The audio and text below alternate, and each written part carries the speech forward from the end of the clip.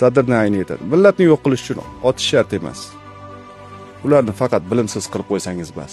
Faqat u so'zlarni o'qigan insongina ayta oladi. Cho'lpon aytgandek, uyg'onganlarning vazifasi o'zgalarni ham uyg'otishdir. Bo'ladigan el deydi, bir-birini botirim deb qo'llab-quvvatlaydi deydi. Bo'lmaydigan el bir-birini go'shtini yeydi. Mana bergan savol bilan sizda dardingiz uyg'ondi. Er-yigitlar o'lmaydilar. Men abadiy yashayman.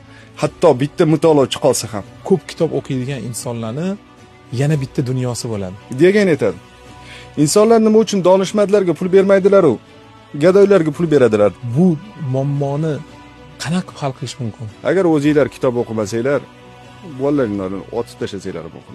Ishonasizmi? Qancha kitobni qimmat sotib olsangiz, uni shuncha qadrlab o'qirkansiz. Bu dunyoda dedi, jannatni his qila olasiz dedi.